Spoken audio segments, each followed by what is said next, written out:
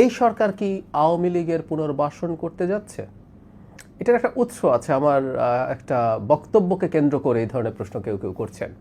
গতকাল ছিল মঙ্গলবার এবং প্রতি মঙ্গলবার সরকারের পক্ষ থেকে আমি একটা প্রেস ব্রিফিং করি তথ্য মন্ত্রণালয়ের হয়ে, যেখানে সব মিনিস্ট্রির কিছু আপডেটেড তথ্য দেওয়া হয় এবং পরবর্তীতে যে কোনো ইস্যুতে প্রশ্ন করার একটা সুযোগ সাংবাদিকদেরকে দেওয়া হয় এবং সেখান থেকে সেই প্রশ্নগুলোর জবাব যতটা সম্ভব দেওয়ার চেষ্টা করি।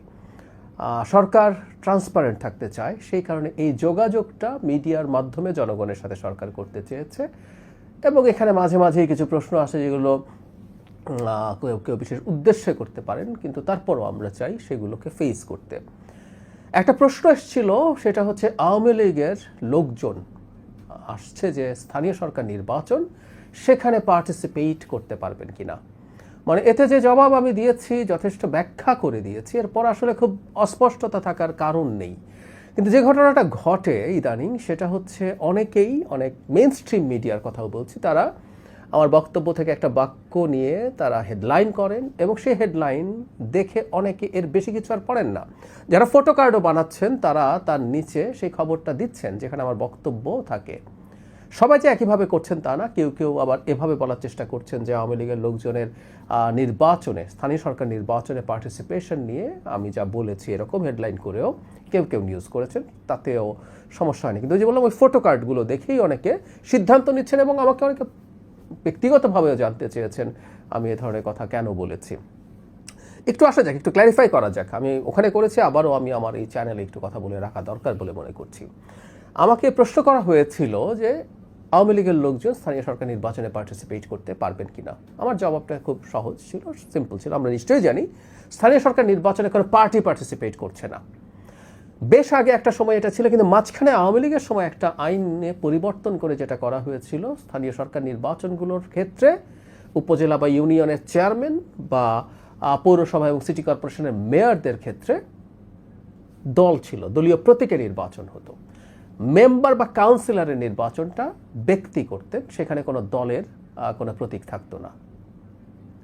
এই আইনটা সংশোধন করে, মানে আওয়ামী লীগের সময় যেটা ছিল সেটা সংশোধন করে আবার আমরা আগের জায়গায় ফিরে গেছি। তার মানে এখন চেয়ারম্যান, মেম্বার, মেয়র, কাউন্সিলর সবাই নির্দলীয়ভাবে নির্বাচন করবেন। তার মানে স্থানীয় সরকার নির্বাচনে কোনো দল বা দলীয় মার্কার অস্তিত্ব নেই, সবাই এখানে ব্যক্তি হিসাবে আসবেন। অর্থাৎ বিএনপি নেই, জামাত নেই, আওয়ামী লীগও নেই, অন্য কোনো দলও নেই।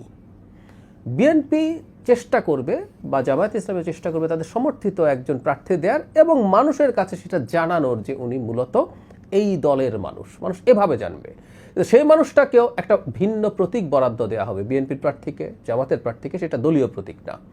এখন এখানে একজন আওয়ামী লীগের সদস্য ছিলেন যিনি, বা আওয়ামী লীগের কোনো পদে সর্বশেষ অবস্থায় ছিলেন যিনি, তিনি যদি নির্বাচন করতে চান তিনি ব্যক্তি হিসাবে যাবেন, তিনি আওয়ামী লীগের কেউ হয়ে যাবেন না। এবং তাকে শর্ত পূরণ করতে হবে যোগ্যতা অযোগ্যতার, সেই পদে তিনি নির্বাচন করতে যাচ্ছেন। যেমন ধরি আমরা উপজেলা যে পরিষদ আইন, সেখানে উপজেলা চেয়ারম্যান, ভাইস চেয়ারম্যান হওয়ার জন্য কি কি যোগ্যতা অযোগ্যতা আছে সেটা ধারা 8-এ বিস্তারিতভাবে উল্লেখ করা আছে। কোনো ব্যক্তি এই শর্তগুলো যদি ফুলফিল করার জন্য যা যা লাগবে সেটা, এবং যা থাকা চলবে না সেটা যদি তার না থাকে, তিনি সেটা করতে পারেন। কি থাকলে নির্বাচন করা যাবে না এই শর্তের মধ্যে কোথাও লেখা নেই এখন পর্যন্ত অন্তত। তিনি কোনো কালে আওয়ামী লীগ করেছিলেন, আওয়ামী লীগের কোনো পদে ছিলেন, এরকম কোনো শর্ত নেই যে এটা থাকলে নির্বাচন করতে পারবেন না। সো এই আইনটা যেটা আছে, যেটার ভিত্তিতে এই নির্বাচনটা হবে, অন্যান্য ক্ষেত্রেও একই কথাই, একই রকমই থাকবে। সেই ক্ষেত্রে আসলে যেহেতু তাকে বার দেওয়া হচ্ছে না, তিনি নির্বাচন করতে পারবেন। আমি এইটুকু কথাই বলার চেষ্টা করেছি। এখানে আবারও বলছি, পার্টির আলোচনা একেবারেই অপ্রয়োজনীয়, কারণ নির্বাচনটা হচ্ছে ব্যক্তির মধ্যে। শর্ত ওটাই, তিনি যদি শর্ত ফুলফিল করতে পারেন তিনি নির্দ্বিধায় নির্বাচন করে ফেলতে পারবেন, এটুকু করতে হবে। এখন এটা আমি বুঝি যে আমাদের মধ্যে যে ট্রমা আছে দীর্ঘ সময়ের, আওয়ামী লীগের সময়ের মানে অ্যাক্টিভিজমের আলাপ যদি কেউ করি, মানে আমার এখন মনে হয় আর কি, আমাকে অনেকে ব্লেম করছেন যে আমি পুনর্বাসন করতে যাচ্ছি কিনা, আমি সরকারের হয়ে এই কথাগুলো আনছি, আওয়ামী লীগকে এই সরকার পুনর্বাসিত করার চেষ্টা করছে, এই অভিযোগগুলো যখন করে আমার কাছে খুব হাস্যকর মনে হয়। এবং এমন সব মানুষ করেন, তারা কে কী করেছেন আমরা আসলে জানি। আমি আমার ব্রিফিংয়েই বলেছি যে আওয়ামী লীগের কর্মকাণ্ড নিষিদ্ধ থাকার ব্যাপারে কিন্তু সরকারের সিদ্ধান্ত আছে। সন্ত্রাস দমন আইন 2009, যেটার একটা ধারা পরিবর্তনের মাধ্যমে আওয়ামী লীগের কর্মকাণ্ড নিষিদ্ধ করা হয়েছিল অধ্যাদেশের মাধ্যমে, সেই অধ্যাদেশটাকে আইনে পরিণত করেছে বর্তমান সরকার, সংসদে সেটা পাশ করেছে। তার মানে আওয়ামী লীগের কর্মকাণ্ড নিষিদ্ধ থাকবে, সে আইন সরকার বলবৎ রেখেছে। সুতরাং আওয়ামী লীগের কর্মকাণ্ড নিষিদ্ধের ব্যাপারে সরকারের সদিচ্ছার কোনো রকম কোনো অভাব নেই। সেই নিষিদ্ধতা কতদিন? যতদিন তাদের আইসিটিতে বিচার হয়ে সিদ্ধান্ত না হবে। এখন পর্যন্ত পরিস্থিতিটা সেই জায়গায়। সেই সরকারের মধ্যে থেকে এখন যেটা আইনে থাকবে না, তেমন কিছু গায়ের জোরে করার আসলে সুযোগ নেই। আমাদের আবেগ, আমাদের অনেক কিছু বিরুদ্ধে যেতে পারে, কিন্তু একটা রাষ্ট্র, একটা সরকার আইন মেনে চলবে, আইন মেনে চলা উচিত। এটাও সবচেয়ে জরুরি কথা। আমরা একটা সময় মনে করতাম একটা মানুষ নিশ্চিতভাবে অপরাধী, এটা যদি আমরা বুঝতে পারি তাকে গুলি করে মেরে ফেলা যায়। এক্সট্রাজুডিশিয়াল কিলিংয়ের পক্ষে আমরা বহু মানুষের সম্মতি দেখেছি, একটা সময় ফাইট করেছি, ব্লগে লিখতাম তখন বছরের পর বছর। সো আমরা ক্ষোভ থেকে, দুঃখ থেকে মাঝে মাঝে কোনো সিদ্ধান্ত নিতে পারি, ভাবতে পারি, কিন্তু রাষ্ট্র বা সরকার আইনের বাইরে যেতে পারে না। কোনো কালে আওয়ামী লীগ করেছে, আওয়ামী লীগের সর্বশেষ যে পরিস্থিতি ছিল সেখানে কেউ আওয়ামী লীগের কোনো পদে ছিলেন, উনি যদি নির্বাচনে এসে আওয়ামী লীগের কোনো প্রচারণা না করেন, আওয়ামী লীগের প্রচারণা করা কিন্তু শাস্তিযোগ্য অপরাধ। সন্ত্রাস দমন 2009 অনুযায়ী যে তাদের কর্মকাণ্ড নিষিদ্ধ করা হয়েছে, সেটা করলে তাকে আমরা আইনের আওতায় নিয়ে আসতে পারবো। কিন্তু সেটা যদি তিনি না করেন, তিনি একজন ব্যক্তি হিসেবে নির্বাচন করেন এবং আইন তাকে কোনো আর যদি না দেবে না, আসলে তিনি সেটা করতে পারবেন। এই ব্যাপারগুলো আমাদের একটু মাথায় রাখতে হবে। একটা গণতান্ত্রিক রাষ্ট্র বা একটা রাষ্ট্র গঠন করার প্রধান জায়গাটা হচ্ছে এখানে, যে এই রাষ্ট্রে আইনের মাধ্যমে চলবে সব কিছু। আমরা মানি এটা, বাংলাদেশের মতো দেশে সব ক্ষেত্রে আইনের খুব ভালো বা সঠিক প্রয়োগ হয় না, এতে কোনো দ্বিধা নেই। কিন্তু আইনের বাইরে কোনো কিছু সরকার বা রাষ্ট্র করতে চাইবে, যেহেতু আমার ভাল লাগছে না, আরেকজনের ভাল লাগছে না, সেই জিনিসটা আসলে বলা ঠিক না। আমি আশা করি আপনারা ব্যাপারটা বুঝতে পারছেন। তারপরও কেউ যদি মনে করেন যে আওয়ামী লীগের যারা নেতাকর্মী ছিলেন তারা যদি স্থানীয় সরকার নির্বাচনে পার্টিসিপেট করতে চান, আপনারা একটু জানান তাদেরকে কি বাধা দেওয়া উচিত, আর সরকার কিভাবে বাধা দেবে সেটা নিয়ে একটা পথ নির্দেশ আপনারা আমাদেরকে দিতে পারেন। আমি জাস্ট কৌতূহলবশত একটু জানতে চাইছি, আপনাদের যদি বলার থাকে জানাতে পারেন মন্তব্যে। সাবেক প্রধানমন্ত্রী শেখ হাসিনা 2024-এর 5 আগস্ট তার পদত্যাগপত্র কেন রাষ্ট্রপতিকে না দিয়ে ভ্যানিটি ব্যাগে করে ভারত চলে গিয়েছিলেন, অথবা আদৌ তিনি পদত্যাগপত্র লিখেছিলেন কিনা, সে বিষয়ে অবশেষে মুখ খুলেছেন খোদ সেই সাবেক প্রধানমন্ত্রী শেখ হাসিনা। যদিও এই বিষয়গুলো অনেক পুরনো বিতর্ক, অনেক পুরনো প্রশ্ন, তারপরেও সাম্প্রতিক সময় এটি সামনে এসেছে। ভারতের অন্যতম বাংলা দৈনিক এই সময়ের সঙ্গে সাক্ষাৎকারের একটি পর্যায়ে তিনি এ বিষয়ে মুখ খুলেছেন। তাকে প্রশ্ন করা হয়েছিল যে আপনি কি আদৌ রাষ্ট্রপতি শাহাবুদ্দিন সাহেবের হাতে পদত্যাগপত্র জমা দিয়েছিলেন, অথবা 3 পাতার একটি পদত্যাগপত্র আপনি লিখেছিলেন যা পরে আর স্বাক্ষর করে জমা দেননি, কেন? উত্তরে শেখ হাসিনা বলছেন যে 5 আগস্ট কোনো স্বাভাবিক দিন ছিল না। সেদিন বাংলাদেশকে একটি ভয়াবহ সংঘর্ষের দিকে ঠেলে দেওয়া হয়েছিল। গণভবনের দিকে উন্মত্ত জনতা ছুটে আসছিল, রাষ্ট্রীয় নিরাপত্তা ব্যবস্থা ভেঙে দেওয়ার চেষ্টা করা হয়েছিল, পুলিশ প্রশাসন, নিরাপত্তা কাঠামো সহ সব জায়গায় চাপ, বিভ্রান্তি এবং পরিকল্পিত অস্থিরতা তৈরি করা হয়েছিল। তাকে এবং তার বোনকে হত্যা করার উদ্দেশ্যেই গণভবনের দিকে কিছু উন্মত্ত জনতা ছুটে আসছিল এবং তাদের বক্তব্য ছিল একটি, তা হচ্ছে লাশ ফেলে দেওয়া হলে বা একের পর এক লাশ ফেলা হলে সরকার পড়ে যাবে। এমনকি ভুয়া আইডি কার্ড তৈরি করেও গণভবনের লোক নিয়ে আসা হয়েছিল।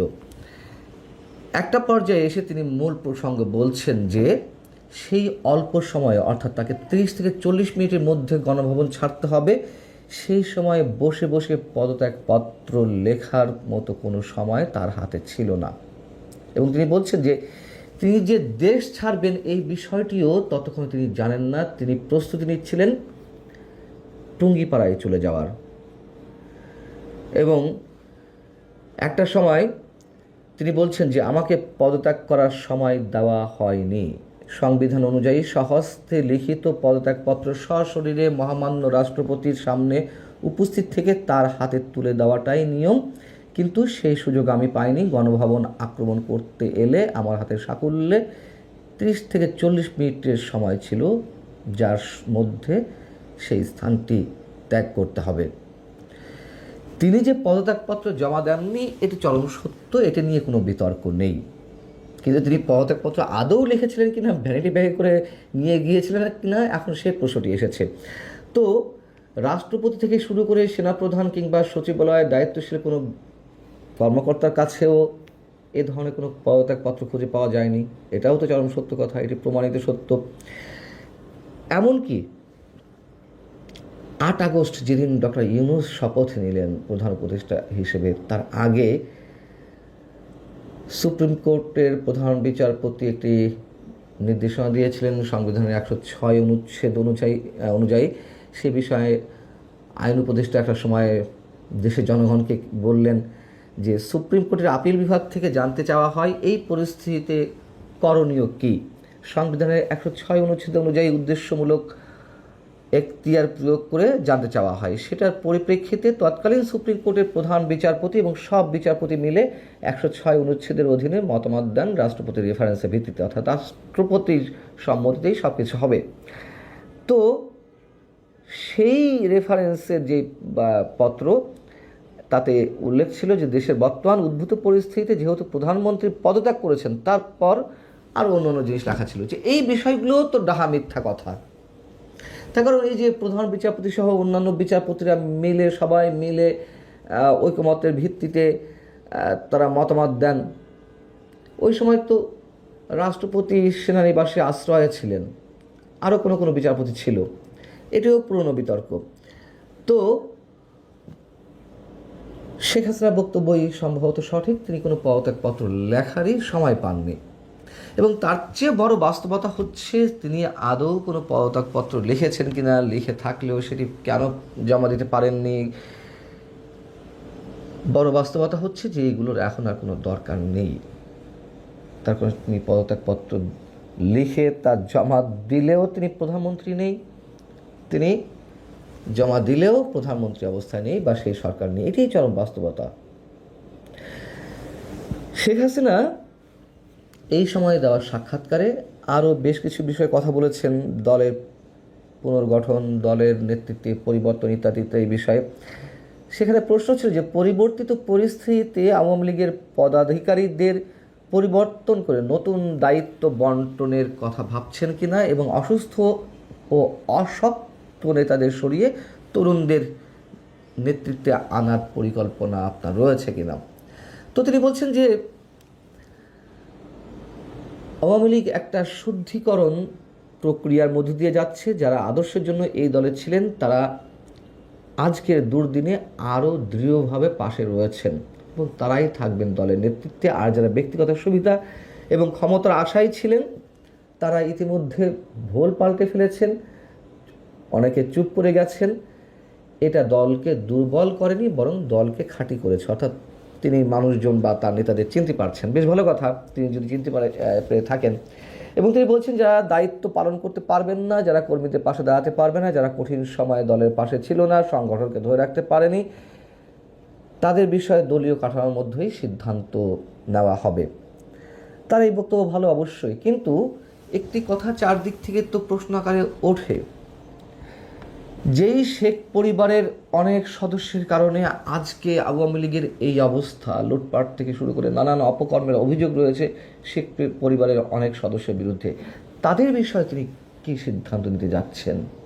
এবং দলীয় নেতাকর্মীদের অধিকাংশের অভিযোগ যে এই সব সদস্যের কারণেই ত্যাগী নেতাকর্মীরা সামনে এগিয়ে আসতে পারেনি এবং যে হাইব্রিড আওয়ামী লীগেরা জায়গা করে নিয়েছে দলের মধ্যে, তাদেরকে মোটা অঙ্কের টাকা বিনিময়ে এই শেখ পরিবারের সদস্যরাই স্থান করে দিয়েছে।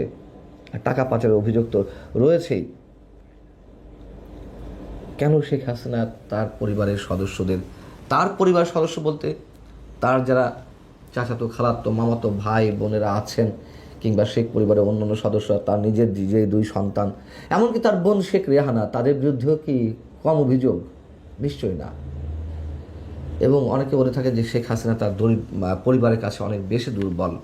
হয়তো সত্য কথাগুলো, কিন্তু দলকে বাঁচাতে গেলে শুধু পরিবারের সদস্য তো নয়, তাকে অনেক ধরনের বাছাই প্রক্রিয়ার মধ্যে দিয়ে যেতে হবে। তখন দলের আজকে যে অবস্থা, তৃণমূলের নেতাকর্মীরা যে এখনও পর্যন্ত কারাগারে রয়েছেন, থেকে দেখে এসেছি, তো শুনে এসেছি তাদের বক্তব্য।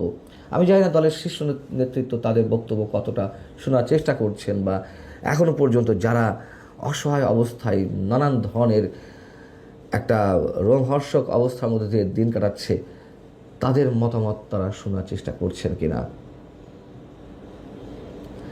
এবং তিনি যে আপাতত দল থেকে বিদায় নিচ্ছেন না, দলের দায়িত্ব তার হাতেই রাখতে চাইছেন, এই বিষয়েও এই সময়ের বক্তব্যে তিনি স্পষ্ট করেছেন। এবং সেই প্রসঙ্গে সজীব ওয়াজেদ জয়ের কথাটি এসেছিল, যে সজীব ওয়াজেদ জয় তো নিজেই বলেছিলেন যে আপনি অবসরে যাবেন বা আপনার বয়স হয়েছে। তিনি বলেছেন সেটি বলতেই পারেন, নেতৃত্বে পরিবর্তন সময়ের ব্যাপার এবং দলের কাউন্সিলরদের হাতে এটি নির্ভর করে। তিনি বারবার বলেছেন যে আমি বিদায় নিতে চাই, দলের কাউন্সিলররা তাকে রেখে দিয়েছে, তারও বয়স হয়েছে। সেই জায়গা থেকে হয়তো সজীব ওয়াজেদ জয় মন্তব্য করেছেন। তবে তিনি ফাইনালি দলের নেতৃত্ব ছাড়ছেন না, সেই কথাটিও জানিয়ে দিয়েছেন। কিন্তু এখন বিষয় হচ্ছে, দেশের রাজনীতিতে পুনর্বাসিত হওয়ার ক্ষেত্রে তার ফিরে আসাটা অথবা দলের ফিরে আসাটা কতটা সহজ, এই মুহূর্তে সবারই প্রশ্ন। তবে ইঙ্গিত যতটা পাওয়া যাচ্ছে, হয়তো সরকারের পক্ষ থেকে একটু একটু করে ছাড় দেওয়া হচ্ছে। যেমন আগামী স্থায়ী সরকার নির্বাচনে আওয়ামী লীগের বিভিন্ন পর্যায়ে যারা পদাধিকারী হয়ে আছেন, তাদের অনেকে নির্বাচন করতে পারবেন, যেহেতু দলীয় মার্কা ছাড়া এটি নির্বাচন। বাংলাদেশের ঐতিহ্যবাহী রাজনৈতিক দল বিএনপি অপর একটি পুরনো এবং ঐতিহ্যবাহী রাজনৈতিক দল আওয়ামী লীগ। বিএনপি যখন রাষ্ট্র ক্ষমতায়, ঠিক সেই সময়টিতে সংসদে আইন পাশ করে আওয়ামী লীগকে নিষিদ্ধ করা হয়েছে। এর পরিণতি কি হবে, এই বিষয়গুলো নিয়ে আলোচনা করব। 2 নম্বর হলো যে আওয়ামী লীগকে নিষিদ্ধ করে একটি রিফাইন্ড আওয়ামী লীগ, পরিশুদ্ধ আওয়ামী লীগ, সেটি হয়তো আওয়ামী লীগের পরিবর্তে ভিন্ন একটি নাম নিয়ে বা আওয়ামী লীগ হতে পারে, আওয়ামী লীগ হতে পারে, মানে বিএনপির সাথে মিল রেখে বা আওয়ামী লীগ, বা জামাতের সাথে মিল রেখে জাম লীগ হতে পারে, আমলীগ, জাম লীগ, বা জাওয়ামী লীগ হতে পারে। রাজার ইচ্ছায় প্রজা নড়ে, কর্তার ইচ্ছায় কর্ম নড়ে, হাকিমের ইচ্ছায় হুকুম নড়ে। এটাই পৃথিবীতে আমরা দেখে আসছি। মানুষ যখন ক্ষমতায় বসে, তখন সে ভুলেই যায় যে কোন একটা সময় তার ক্ষমতা ছিল না, সে খুব অসহায় দুর্বল অবস্থায় এই পৃথিবীতে এসেছে উলঙ্গ হয়ে।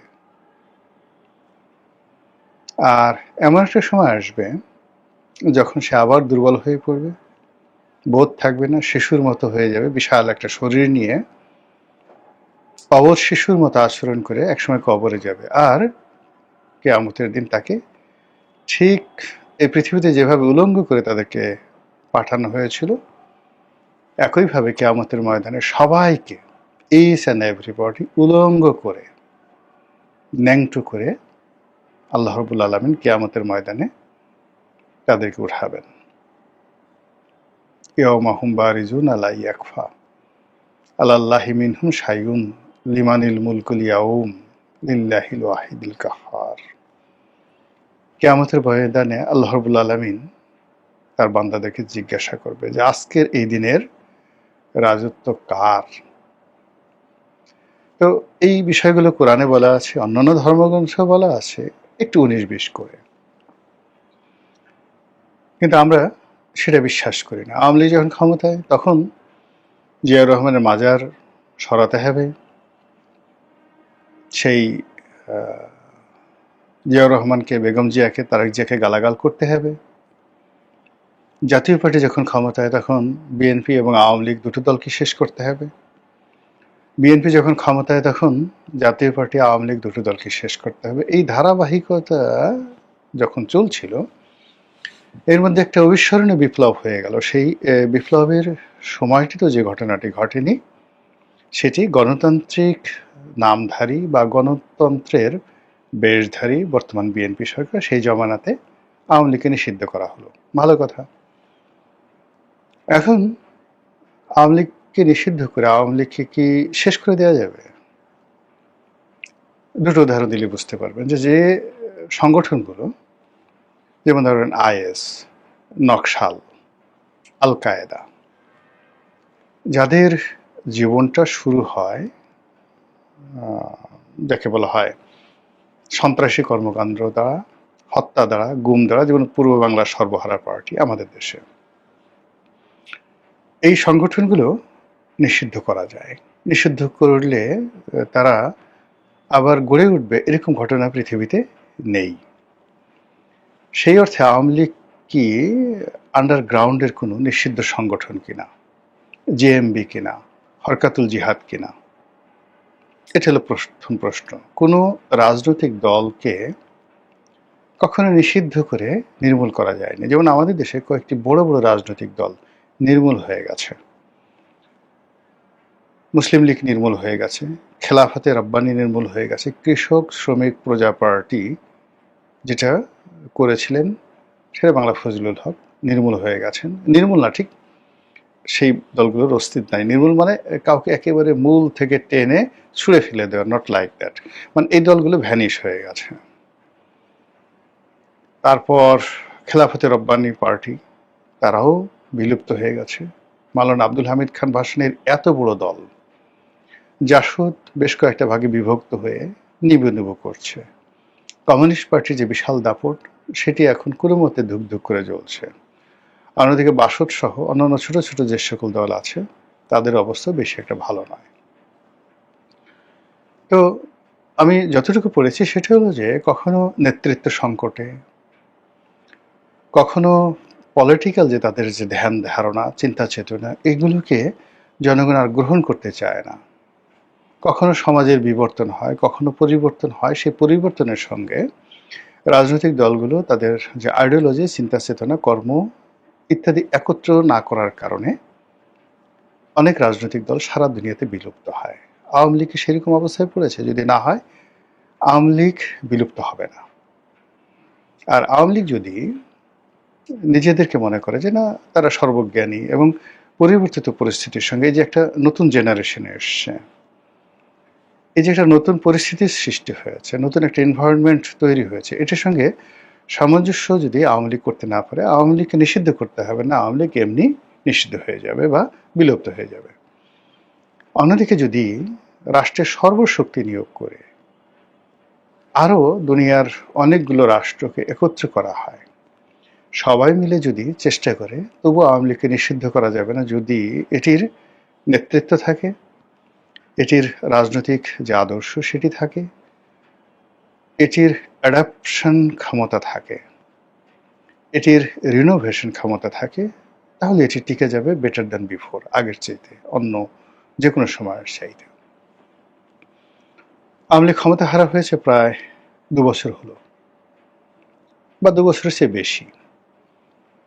তো এই যে না, এখনো 2 বছর হয়নি, আগস্ট মাসে 2 বছর হবে। তো প্রায় 2 বছর হলো তারা ক্ষমতা হারা হয়েছে। এই সময়ের মধ্যে আপনি কি আওয়ামী লীগের কোনো বিবর্তন দেখতে পাচ্ছেন? পরিবর্তন, পরিবর্ধন, পরিমার্জন, নেতৃত্বের কোনো, যাকে বলা হয়, যা কিছু আছে। যেমন আমাদের দেশে দুটো রাজনৈতিক দলের উপর মারাত্মক বিপদ এসেছিল এরশাদ সাহেবের পতনের পরে। তো এখন এরশাদ সাহেবের পতনের পরে 90, 91 এই পুরো সময়টা বা আজ অবধি আপনি যদি জাতীয় পার্টির পরিবর্তন বিবর্তন সবকিছু দেখেন, তার সঙ্গে কি আওয়ামী লীগের মিল আছে? যদি না থাকে, তাহলে আওয়ামী লীগের অস্তিত্ব সংকটটা কোন জায়গায় গিয়ে পৌঁছবে? This is one. দ্বিতীয়ত হলো, বিএনপির উপর বহুবার যাকে বলা হয় বিপদ আপদ বালা মুসিবত এসছে। জিয়া রহমানের মৃত্যুর পর, প্রেসিডেন্ট সত্তারের ক্ষমতাচ্যুতির পর, এরশাদ জমানায় ক্ষমতা লাভের পর, এরপর 1/11, এই সুদীর্ঘ সময়ে বিএনপি কি করেছে, বেগম জিয়া কি করেছেন, তারেক জিয়া কি করেছেন, মির্জা ফখরুল কি করেছেন, আগের যারা নেতৃবৃন্দ ছিলেন তারা কি করেছেন, আর আওয়ামী লীগ এখন কি করছে, এরকম একটা পরিস্থিতিতে যেমন তারেক রহমান সাহেবকে একেবারে রীতিমতো প্রোটোকল দিয়ে রাষ্ট্র অ্যাগ্রি করে চিকিৎসার নামে তাকে বিদেশে পাঠানো হলো। তিনি সেখানে গিয়ে বলে গেছিলেন যে আমি আর রাজনীতি করব না, কিন্তু তিনি বিদেশে গিয়ে রাজনীতি শুরু করলেন, কিন্তু বাংলাদেশের মানুষের কিছু করার ছিল না। কিন্তু তিনি ছাড়া তার পুরো পরিবার, আত্মীয় স্বজন, বন্ধু বান্ধব সবাই দেশে ছিল, জেলে ছিল। কিন্তু আওয়ামী লীগের ক্ষেত্রে কি আজকে সেটি প্রযোজ্য? যদি সেটি প্রযোজ্য না হয় তাহলে আপনি কি করবেন? এদেশে রাজনীতি করতে হলে আওয়ামী লীগের সবাইকে দেশে ফিরে আসতে হবে, এটা বাংলা কথা। দিল্লিতে থেকে, কলকাতাতে থেকে, নিউ ইয়র্কে থেকে, ইন্টারনেটে থেকে যারা মানে ইল্লু পিঙ্কুদের মতো গালাগালি করতে পারে, এই সমস্ত লোকের ঘাড়ে ভর করে সেই বিদেশে বসে, নিউ ইয়র্কে বসে, কানাডাতে বসে আপনি তারেক রহমান সাহেবকে 10টা গালি দিলেন, ভয় দেখালেন আসতেছি ইত্যাদি ইত্যাদি, লিখে রাখেন একেবারে তামার পাতে, পূবের সাথে পশ্চিম উঠে গেল, রাজনীতি হবে না। রাজনীতি হতে হলে মানে আপনি একটা সময় জাসদ বা সর্বহারা পার্টি তারাও তো গুপ্তভাবে অনেক কাজ করেছে, জামাত গুপ্তভাবে অনেক কাজ আমরা বলছি, কিন্তু তারপরে তো জামাতের উপর যত বিপদ আপদ গেছে সেই 1947 থেকে জামাতের একটা অংশ কৌশলগত কারণে পালিয়েছিল, চেহারা পাল্টেছে, কিন্তু তাদের সংগঠনের একটা বিরাট অংশ পথে ঘাটে মাঠে ছিল। আওয়ামী লীগ সেই জায়গাটিতে নেই। ফলে এটা যদি চলতে থাকে তাহলে নিষিদ্ধ বড় ব্যাপার নয়, নিষিদ্ধ একটা টোটালি কাগজে কলমের একটা বিষয়। আওয়ামী লীগ এমনি অটোমেটিক্যালি মুসলিম লীগ হয়ে যাবে। কিন্তু আওয়ামী লীগ যদি সাহস করে সব পরিণতি মেনে নিয়ে একেবারে বাংলাদেশে আসে, এই যে যেমন ধরেন আইভি জেলে ঢুকলো, তার কি জামিন হয়নি? সাবির হোসেন চৌধুরীর কি জামিন হয়নি? আচ্ছা, ব্যারিস্টার রফিকুল ইসলাম, না, মেজর রফিকুল ইসলাম, তার কি জামিন হয়নি? আব্দুল মান্নান, সাবেক পরিকল্পনা মন্ত্রী, তার জামিন হয়েছে। সামনে সুমেনের জামিন হবে, আর অনেকের জামিন হবে। এমনকি যদি দীপুমণি, তারপর শাহজাহান খান, সালমান এফ রহমান, আনিসুল হক, তাদেরও জামিন হয়ে যায়, আমি আশ্চর্য হব না। কিন্তু যারা ভয়ে দেশে পালিয়ে গেছেন,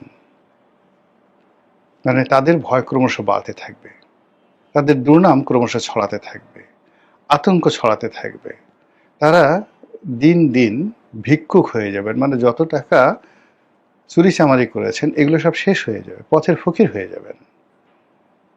তো এইভাবে আসলে রাজনীতি চলবে না, this is one. Second thing যে আর একটি, সেটা হলো আশা করি আওয়ামী লীগের লোক, বিএনপির লোক বুঝতে পেরেছেন। ভিডিও সংক্ষিপ্ত করব। দ্বিতীয় যে বিষয়টি সেটা হলো রিফাইন্ড আওয়ামী লীগ। আসলে পরিশুদ্ধ রিফাইন্ড আওয়ামী লীগ হয় না, গৃহপালিত কখনো বিরোধী দল হয় না।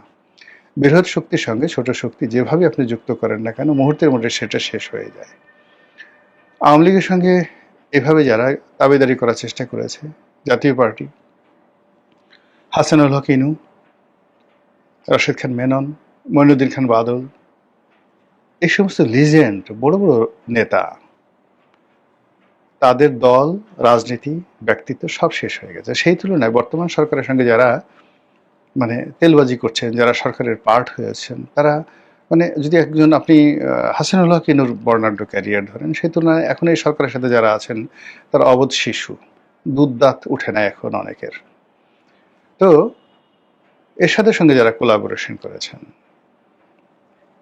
তো সেই আসাম আব্দুর রবের মতো মানুষ, 100-150 আরো বিভিন্ন রাজনৈতিক দল, বিভিন্ন মুসলিম লীগ নিয়ে অনেকেরই বর্ণাঢ্য রাজনৈতিক ক্যারিয়ার ছিল। সেই তুলনায় বর্তমান সরকারের সঙ্গে যারা দালালি করছেন তারা কিচ্ছু না, মাছিও না, মশাও না। তো সেইভাবে যেটা বলছে যে আওয়ামী লীগ নিজেদেরকে যত কথাই বলুক না কেন, সেটা রিফাইন্ড আওয়ামী লীগ হোক, সেটা ডিজিএফআই এর কথা হোক, এনএসআই এর কথা হোক, ভারতের রয়ের দালালিতে হোক, রয়ের প্রলোভনে হোক, তারেক রহমান সাহেবের দয়া হোক, কোনোভাবে নিজেদেরকে রিফাইন্ড পরিচয় দিয়ে তারা যদি ক্ষমতা আসতে চায়, কারো কাছে দস্তখত দিয়ে যদি ক্ষমতায় ফিরতে চায়, কারো কাছে শৃঙ্খলিত হয়ে যদি ক্ষমতায় ফিরতে চায়, রাজনীতি ফিরতে চায়, এটা হবে না। এটা বরং আরো শেষ হয়ে যাবে। রিফাইন্ড, যখনই কোনো কিছু রিফাইন্ড করেন তখন আর সেটার অরিজিনালিটি থাকে না। আপনি যেমন ধরেন ওয়াটার, পানিকে আপনি যখন ডিস্টিল ওয়াটার করেন সেটাকে আর মিনারেল ওয়াটার বলে না, সেটা ডিস্টিল ওয়াটার হয়ে যায়। ডিস্টিল ওয়াটার খাওয়া যায় না। রিফাইন্ড মিনস আপনি স্প্রিট, সেটাকে আপনি রিফাইন্ড স্প্রিট করেন, সেটা আপনি খেতে পারবেন না। প্রত্যেকটা জিনিস, এই যে প্রসেস ফুড, আমাদের দেশে যে আমরা যে সকল প্রসেস ফুড বা ফাস্ট ফুড বলি, এগুলো শরীরের জন্য কেন ক্ষতিকর? এর কারণ হলো এগুলোর মধ্যে যে ন্যাচারাল ইনগ্রিডিয়েন্টস যেগুলো থাকে, সেই ইনগ্রিডিয়েন্টস থাকে না, প্রাকৃতিক যে বৈশিষ্ট্য সেটা থাকে না। তো সেদিক থেকে রাজনৈতিক দল হিসেবে আওয়ামী লীগের কতগুলো প্রাকৃতিক বৈশিষ্ট্য রয়েছে, সেটা যদি না থাকে আওয়ামী লীগের আর কোনো অস্তিত্ব থাকবে না। একটা গোখরা সাপ, তার বৈশিষ্ট্য ফুসফাস করবে, ফনা তুলবে, কিন্তু আপনি যদি তার দাঁত ভেঙে দেন, লেজ ভেঙে দেন, কোমর ভেঙে দেন, ফনা আর তুলতে পারছে না, দুর্গন্ধ ছড়াবে, সাপ আপনার দেখতে ইচ্ছা করবে না, ওই সাপ আপনার ভালো লাগবে না, ভয়ও লাগবে না। তেমনি রিফাইন্ড যদি হয়ে যান, সেটা জাতীয় পার্টি বলেন, বিএনপি বলেন, সব কিছু বলেন, সমস্যা আছে। আপনি দেখেন না, ওই আমেরিকার কাছ থেকে যারা দস্তখত দিয়ে তারপরে আমেরিকার দালাল হওয়ার জন্য হেলিকপ্টারে করে এসে যে সমস্ত লোক আফগানিস্তানে, ইরাকে, সিরিয়াতে ক্ষমতায় বসেছিল, এমনকি আমাদের বাংলাদেশে এই যে ডক্টর মোহাম্মদ ইউনূস এবং তার যারা সাঙ্গপাঙ্গ, তাদের এই অবস্থা কি? এই অবস্থা কেন? তারা সবাই একটা রিফাইন্ড হয়ে আসছিল, আমেরিকা থেকে রিফাইন্ড হয়ে আসছিল। আবার ধরুন, বর্তমান সরকার সম্পর্কে নানা রকম বদনাম ছড়াচ্ছে, তারা আমেরিকার সঙ্গে একটা নেগোসিয়েশন করে আসছে, ভারতের একটা গ্রিন সিগন্যাল নিয়ে আসছে। যদি ঘটনা সত্য হয়, সরকারের জন্য কত বড় বিপদ আপনি কল্পনাই করতে পারবেন না। রাজনীতি একটা প্রমত্ত নদীর মতো, বাধাহীন, বন্ধনহীন, ঝড়ো হওয়া কালবৈশাখীর মতো। এটা বাদ দিয়ে হয় না, এটা শৃঙ্খল পুরিয়ে হয় না, কৃতদাস দিয়ে। শেষ পর্যন্ত ষড়যন্ত্রকারী, অপপ্রচারকারী এবং লোভীদের মুখে ছাই পড়ল। শেখ হাসিনা ব্যর্থহীন ভাষায় ঘোষণা করলেন, 1981 সালে যখন আমি দেশে ফিরেছিলাম, তখন বাংলাদেশের আপামর জনসাধারণ ছিল আমার পরিবার। আজ আমার সেই পরিবার নির্যাতিত, নিষ্পেষিত। এই বিপন্ন মানুষদের ছেড়ে আমি কোথায় যাব? অবসরে যাবেন শেখ হাসিনা, তাকে আর কেউ চাইছে না, তিনি এখন শারীরিকভাবে সক্ষম না। এ জাতীয় মিথ্যা প্রচারণামূলক যে ন্যারেটিভ, সেই ন্যারেটিভের চূড়ান্ত অবসান করে দিলেন শেখ হাসিনা। ভেতরে এবং বাইরে যারা নানা রকম অনাকাঙ্ক্ষিত অপপ্রচারে, ষড়যন্ত্রে এবং প্রলোভনে লিপ্ত হয়েছিলেন, শেখ হাসিনাকে মাইনাস দেখাবার চেষ্টায়, এমন তো কেউ কেউ গণমাধ্যমে উস্কে দিয়ে সংবাদ প্রকাশ করিয়েছিলেন আওয়ামী লীগ আর শেখ হাসিনাকে চাচ্ছে না। তাদের সে জাতীয় সকল ন্যারেটিভের অবসান হয়েছে। শেখ হাসিনা দৃঢ়তার সঙ্গে বলেছেন, নির্যাতিত, নিষ্পেষিত, বিপন্ন বাংলাদেশের মানুষকে ছেড়ে তিনি অবসরে যাবেন না। শেখ হাসিনার অবসান বা অবসর সেদিন হবে যেদিন আল্লাহ রব্বুল আলামিন তাকে স্বাভাবিক নিয়মে নিয়ে যাবেন। তার পূর্ব পর্যন্ত তিনি মানুষের পাশে আত্মোৎসর্গ করা, দেশের কল্যাণে, মানুষের মঙ্গলে নিজেকে নিবেদিত রেখেছেন এবং সেটাই অব্যাহত থাকবে। বিদেশে অবস্থানরত অবস্থায় একটি শোকসভায় অংশগ্রহণ করে তিনি খুবই পরিষ্কার ভাষায় বলেছেন। এর বাইরে তিনি ভারতের একটি পত্রিকায় সাক্ষাৎকার দিয়েছেন, যেটা বাংলাদেশের আরেকটি পত্রিকা প্রকাশ করেছে। সব কথা নির্যাস, শেখ হাসিনা ছিলেন, শেখ হাসিনা আছেন এবং শেখ হাসিনা থাকবেন। এই দ্ব্যর্থহীন ঘোষণার দুটি দিক। যারা ষড়যন্ত্র করে শেখ হাসিনাকে রাজনীতি থেকে সরাতে উদ্যমী ছিলেন, তাদের উদ্যোগ এবং উদ্যম কমে গেছে। যারা অপপ্রচারে লিপ্ত হয়ে নানাভাবে মনোবল ভেঙে দিতে চেয়েছিলেন, তাদের অপপ্রচার কোনো কাজে আসেনি। যারা নানাভাবে প্রলুব্ধ হয়েছিলেন, লোভে পড়েছিলেন, তাদের সেই লোভের যবনিকাপাত হয়েছে। এই একটা অংশ। আর দ্বিতীয় অংশ, দেশের অভ্যন্তরে এবং বাইরে থাকা শুধু আওয়ামী লীগ নয়, যারা মুক্তিযুদ্ধের চেতনায় বিশ্বাস করে, অর্থাৎ মুক্তিযুদ্ধের পক্ষের মানুষ, তাদের একটা অংশের ভিতরে নানা রকম দ্বিধাদ্বন্দ্ব ছিল। তাহলে কি শেখ হাসিনা অসুস্থ হয়ে গেছেন? তাহলে কি শেখ হাসিনার দায়িত্বে থাকছেন না? তাহলে কি আওয়ামী লীগের হাল তিনি ছেড়ে দিচ্ছেন?